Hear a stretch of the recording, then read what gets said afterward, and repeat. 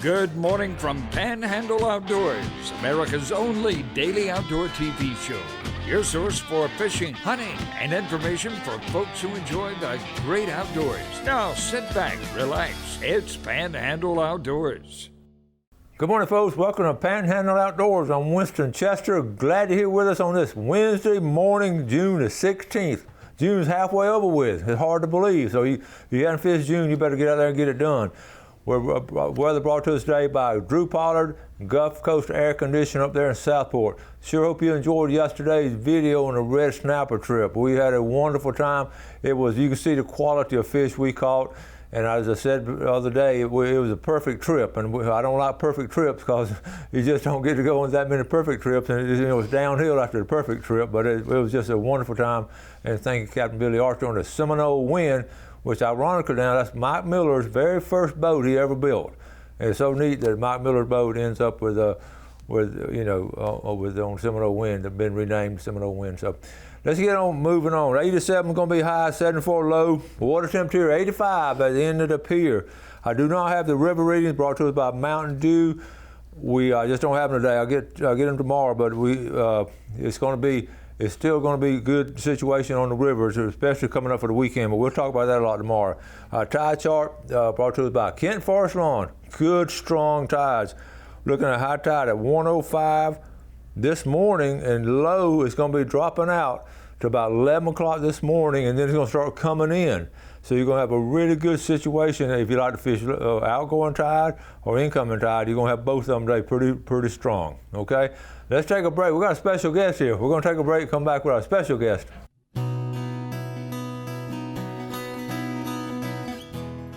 All right, welcome back. Listen, I said we had a special guest, but we couldn't find him. He left, so then I was wandering around the street. Bill, come on in. Fill in for us. How you doing, buddy? I'm good. I'm real good. We've been trying to catch up with each other. We talk all the time and everything. We just haven't had a chance to do much together because you've been busy and I've been busy.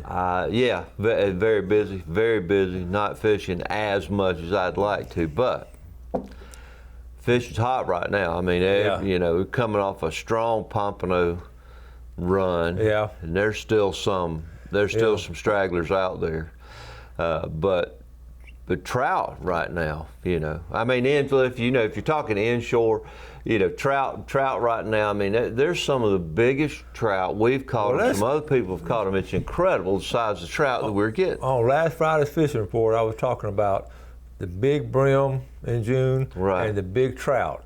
Now, a lot of times we just talk and y'all think we're just talking, but most of the time we get pictures to back it up. We are just talking about it. Now, you brought a picture in this morning. Check out this young man here. Yeah, that's our buddy Artie Digsby. Artie Digsby. Artie, he's out there waiting. And how big is that trout? Did he say? I don't. That's a pretty trout. No, I don't remember what he said about the trout. I don't know. But that is a pretty trout. Artie, I like to make fun of Artie. He's a good target, but the bottom line is Artie can catch fish. He caught fish for a long time. Yeah, he's caught fish for a long time. He could catch fish. I'm trying to see if he said how big it was. 25 inches. 25 inches. 25 inches. But you notice, as you said, Artie's wading there, which is a highly underrated way to catch fish. Yes, it is. Because I'm not doing it as much as I used to, but I used to wade a ton, and and even you take your boat to an area, where you can get out. It's you work an area like that a lot more efficiently. Mm-hmm. You just don't go hit a place for a few minutes. I think motors kill a lot of our fishing. Big fast motors, because we'll go somewhere, fish it for 15 to 20 minutes, you don't get anything, then you fly off somewhere else, instead of really fishing out an area. But notice, it's not Artie's first time. He's got his belt on there he's got all the stuff that he needs when he's out there wading and walking, but also, you notice in the background is the float. Uh-huh. Okay, so anything that, I don't think Artie kept that fish, and most of the time we don't keep those fish. Yeah. But the ones that he does keep, are on a rope and a float that are on a stringer out away from him. He's not got the fish tied to him, you know. Not feeding sharks. So he's like a topwater bait out there. I tell you, somebody else who loves to wade fish is Stan Kirkland. He's always done and does a good job with it. And they say you keep the stuff away from you, and you learn the area, so you know where to step and where not to go and all. So it's the same principle. But you're right. It's going back to like when you were a kid, just walking around and walking to the ditch and fishing. So that's the beauty of it. Waded thousands of miles probably, but and need to do some more of it. I know it. And redfish. I was talking to one of the captains over the weekend, a couple of days ago, and he said red fishing has been hot. Yep. I mean, really, the last 2 weeks of red fishing, and this is a guide who goes every day. And he said just for some reason these last 2 weeks just been off the charts with redfish. You know, we're at a time now where, you know, everybody is busting out topwater again, you know, early and late. And so, and then, you know, our pattern of fishing will be start with the topwater because it's just so much more fun. There's nothing like that in the world to me, you know. And then we'll start going to the soft plastic, start going to the Paul Browns, you know, and those kind of things. And work in an area. And Greg and I usually don't fish the same thing, you know. We've talked about that, how y'all switch it up. That is so good to do that, and you keep switching until it starts hitting something. Yeah. You know, always amazes me. In fact, we don't start out fishing the same thing, but if somebody gets hot, then we're both fishing the same. Exactly. But it always amazes me how, you know, you be throwing the same area, but you switch plugs and you won't catch anything. Throw the same, and then switch plugs, throw and you catch it. Yeah. I mean, it just what are they thinking? What's the sun? I don't know. The other day, I think I may have talked about this when Greg and I did it, but we were struggling, you know, fishing a big full moon and had good tide conditions, but we were just struggling. And I kept noticing the only thing that we were seeing everywhere was those rain minnows.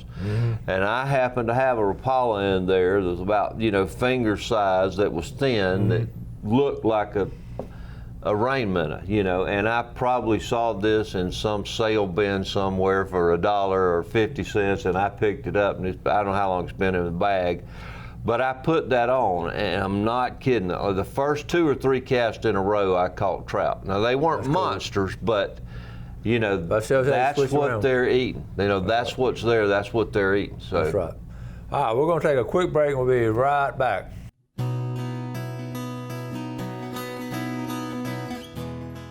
Okay, welcome back. Bill, we just, you know, we're talking about our 4,000 show, and you had a lot to do with it. We gave you subs credit and all, and I call him a sub, but he's a co-host with us. I appreciate How long have you been doing it with me?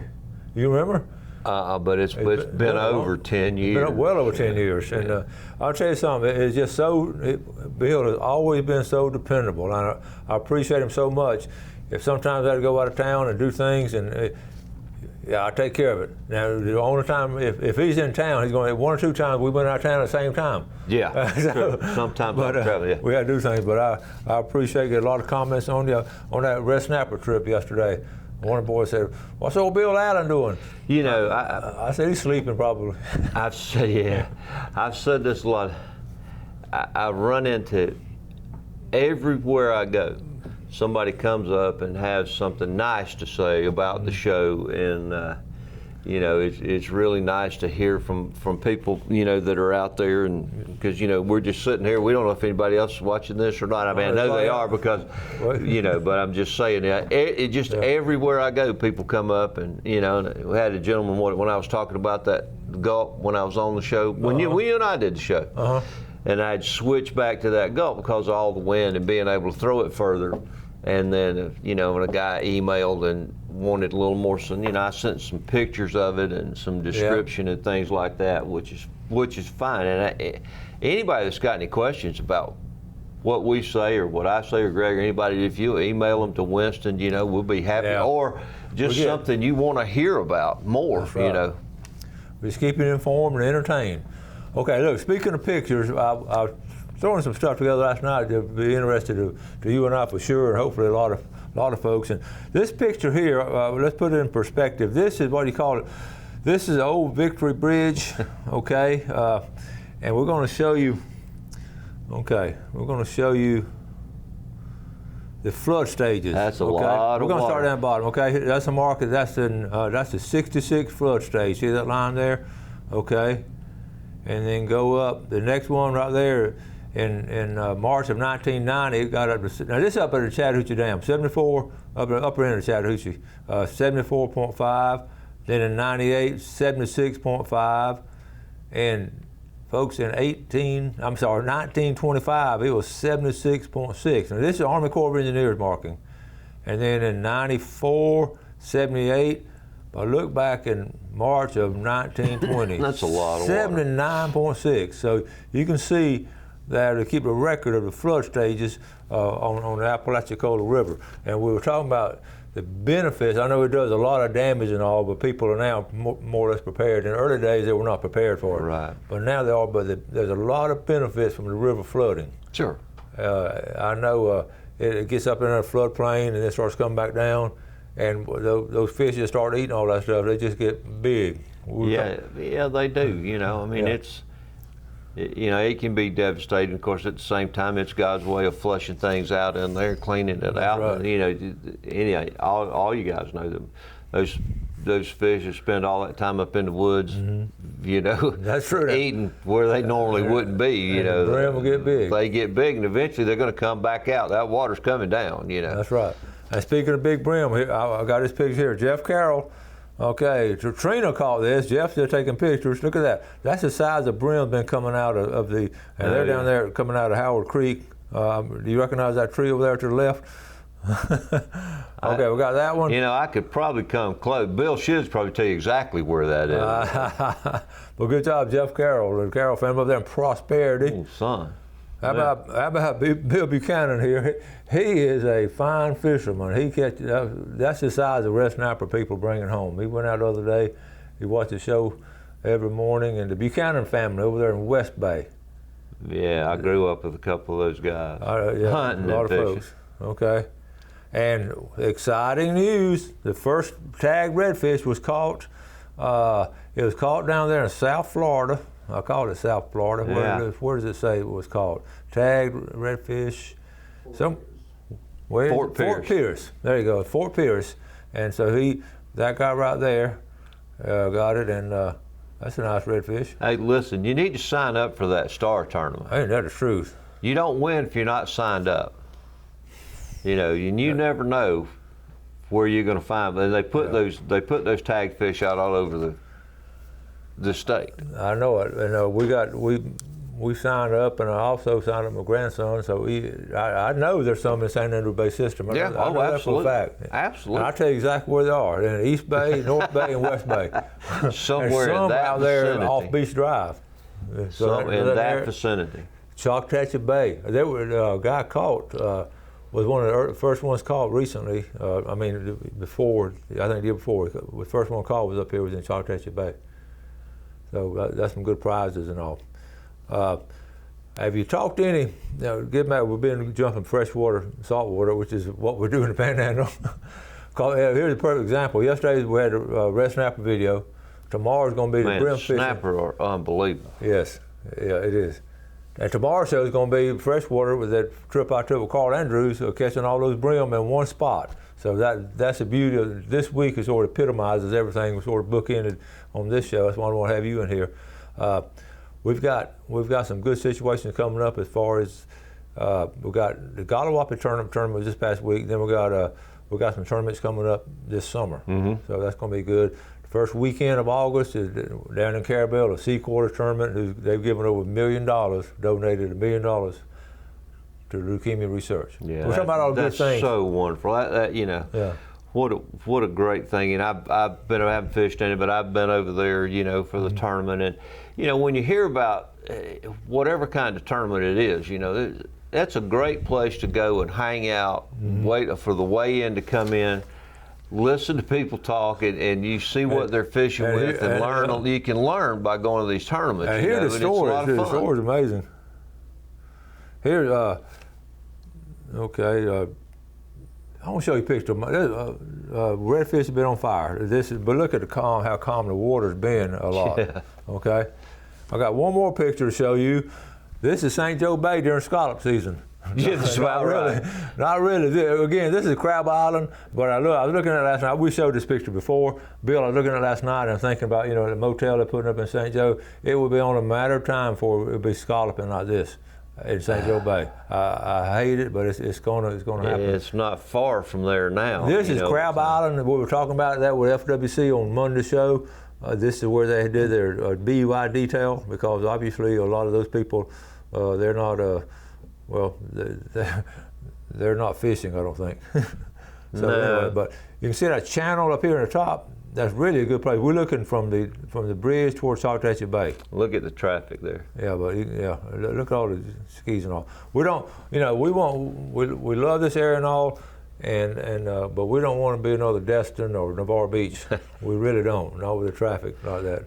So anyway, just something to give us some thought about. We're going to take a break, and then Bill and I are going to come back with a list of some cool things you can get for Father's Day. Okay? Oh yeah. Be right back.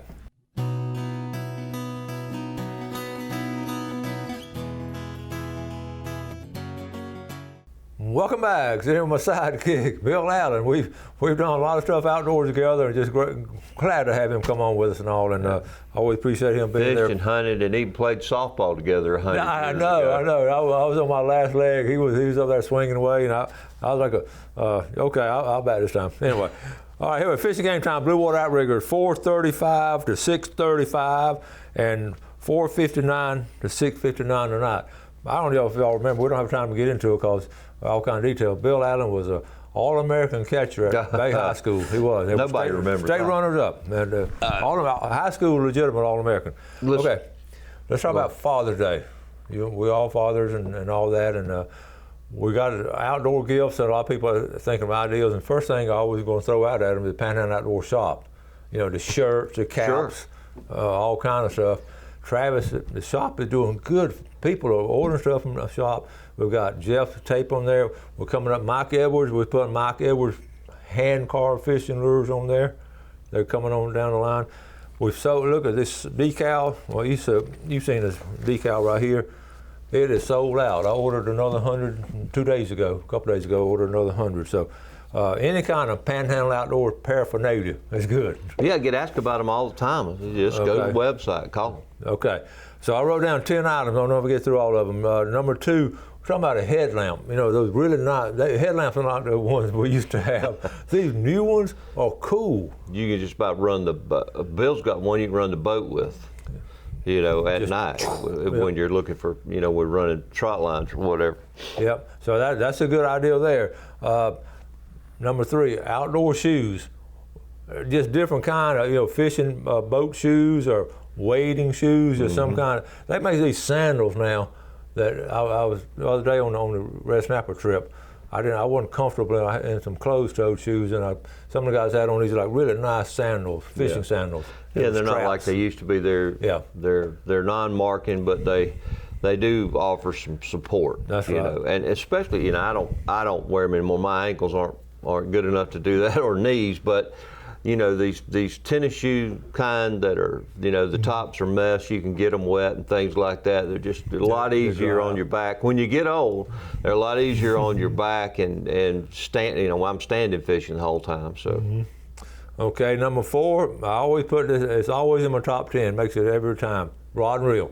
You always, I personally don't need it more. I don't think Bill needs it anymore, but there might be. So you can have just different sizes and weights of rod and reels, okay? And number 5 is still, if you don't have a good pair, binoculars.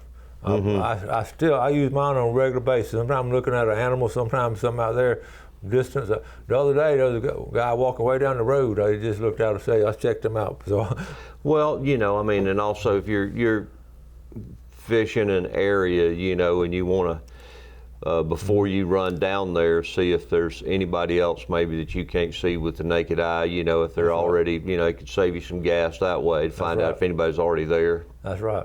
Okay, this next one is near and dear to us. Number 6, a cast net. How about a handmade cast net? Not many people make them anymore. No, it's dwindling down. Yeah, it's dwindling down. If you can get a handmade cast net by Bill McNeil or Walton or somebody like that. In fact, I'm not sure Bill's still making them. I'm not either. The last ones that I got, Dalton got, were from Bill. From Bill, yeah. Okay. I don't even want to use mine. I just want to save it, but I'm going to use it. Number 7, an outdoor folding, outdoor chair. go to ball games or sit out there and on a dove shoot. Just a really nice outdoor chair. They're so comfortable now. If they make some, they're a lot better than those buckets that they remember all the things we used to sit on. and fall off. Yeah. And number 8, a new life jacket, inflatable life jacket. That's I was going to say that if you hadn't written that down, but these jackets now are they're thinner. You're not wearing the big bulky jacket. I got one I wear around my waist that's automatically inflatable, but I'm about to that's getting a little bit older. So these jackets are thinner. Go ahead and spend the extra money for when it impacts the water, it automatically inflates. And don't forget that all of them, for some strange reason, have this ring on them. And that's where your kill switch goes, Yep. Put your pride aside or whatever you think it is. And I did it for years. I mean, growing up, we didn't do that. Oh, yeah, no. I don't get in a boat now without having that kill switch attached and having some form of life jacket on. It doesn't make any sense. If you're knocked out when you fall out of the boat, you can't pull the cord on it. So you need it to automatically inflate, Right. So, and you don't want to be run over by the boat. Have the kill switch on. That's a sad situation. Okay, last 2 real quick. Number 9, just run by Sunjammers, get a Yeti or sunglasses. They got all kinds of stuff. A Sunjammer. Number 10, big wide brim hat. I mean, really, especially if you're going to be in the middle of the day, get a new hat or a wide brim. So that's 10 good outdoor ideals for the Father's Day. There's any number of things that and a lot of other stuff too that goes along. Yeah. But it's hot, and it's not going to get any cooler for a very long time. So those of you who have not taken advantage of fishing at night, that's a great time to top water on a good. We need to do that pretty soon. Time. A lot of things we need to do. Slow down. We got to get out of here. Thanks, Bill. Hey, we'll see y'all tomorrow on the video, and then also we'll be back on Friday. Have a great day. Do something good for your fellow man, and God bless. Thanks for watching America's only daily outdoor TV show, Panhandle Outdoors with Winston Chester, featuring hunting, fishing, and other activities and information to help you enjoy the great outdoors. Join us next time for Panhandle Outdoors.